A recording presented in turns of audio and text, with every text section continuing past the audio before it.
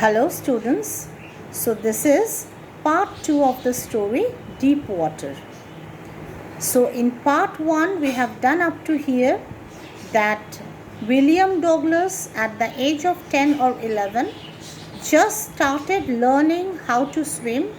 He had joined YMCA swimming pool and he was gradually becoming familiar with the water.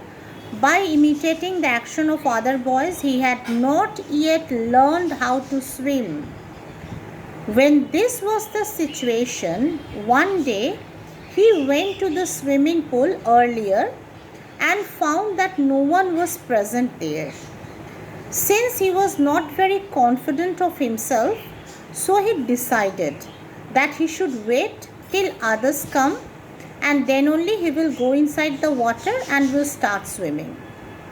So he started waiting at the side of the swimming pool, and all of a sudden he found that there came a big boy around must be 18 years old. He was having a very tough and you can say tough looking tough looking boy he was, with a very well built physique. And before narrator William Douglas could understand anything, he shouted, "Hi Skinny, how would you like to be ducked?" He said this. And before even the narrator could understand anything, what that boy did was he picked him up and he threw him into the deep end of the swimming pool. When he landed at that end of the swimming pool, he landed in a sitting position, Douglas. He landed in a sitting position and he swallowed much water and at once went to the bottom of the swimming pool.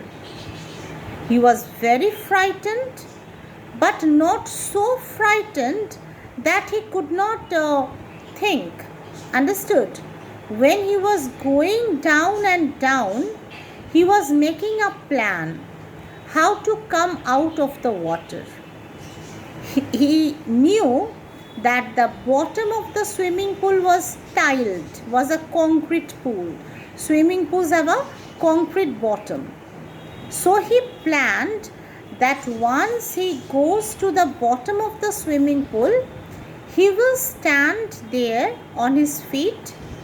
He will gather all his might and he will jump upward, and somehow once his head comes out of the water, he will try to use his arms and legs and somehow reach the edge of the swimming pool and be safe.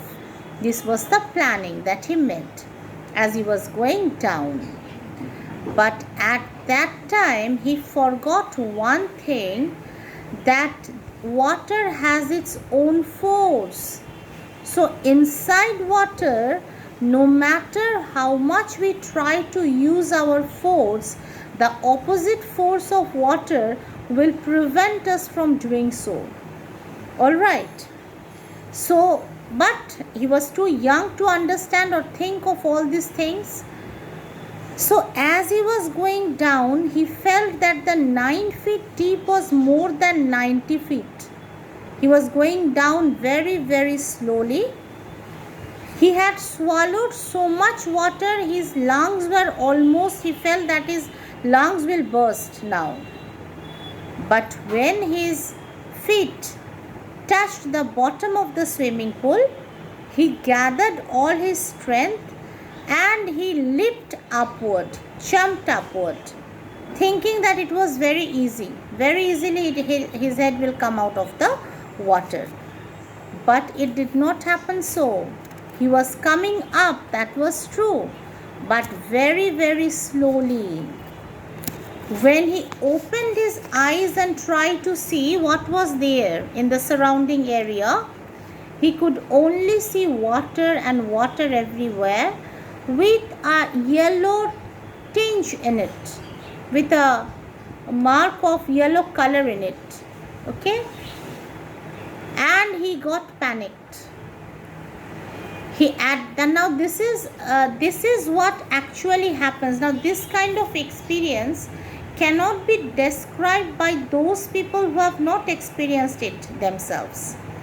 Those who have experienced it, they can only say how it feels when you are when you see death in front of you, when you encounter death, when you encounter such a dangerous situation. At that time we become desperate to survive. We become desperate to live. The same was the condition of William Douglas. He was desperate to survive. So what he was trying to do, he was trying to grab a rope. He wished that he could find a rope there in the water, which he could catch with his eyes, and someone would pull him out of the water. He was suffocating. He tried to shout, but no sound came from his voice. And then his eyes and his nose came out of the water, but not his mouth, which was most important, because he was swallowing water through his mouth only. He remained floated at the surface of the water, swallowed more water and got choked. Okay? He tried to bring his legs up, but he felt as if his legs were too heavy to be moved. He could not move his legs even. They appeared to be so heavy, as if they were paralyzed legs. And the buoyant force of water started pulling him down once again.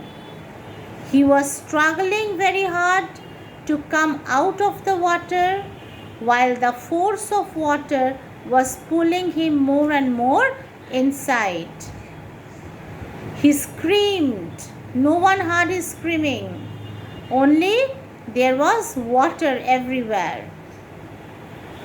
Then he started back to the bottom of the pool for the second time. Just as the first time when he had been thrown into the swimming pool, he had started going down and down. Now it was the second time that he started going down and down to the bottom of the swimming pool. He struck at the water as he went down, and he was using up his strength, just as when we see a nightmare. The way we throw our hands and legs frantically, in the same manner he was trying to use his hands and legs frantically. He was throwing it here and there, because he wanted to live, he wanted to survive, he wanted to come out of the water, but was unable to, because he did not know swimming properly. And he lost his breath. He felt as if he was unable to breathe anymore. There was pain in the lungs because he had swallowed much water, and his head started throbbing. Throbbing means a sensation you get in your head, as if someone is thumping there with something heavy inside your brain. That is a throbbing sensation. And he was getting unsteady. Okay? Douglas was getting unsteady. He could not understand what to do. He was trying to lie flat on the water. He was striking with his arms. He was thrashing his legs. But then he thought that by this way he would reach to the edge of the swimming pool and be safe. Alright? So Douglas was trying very hard to be safe, but unfortunately he was unable to remain safe. Alright students, this much only in this video. We will continue with the next in the next video.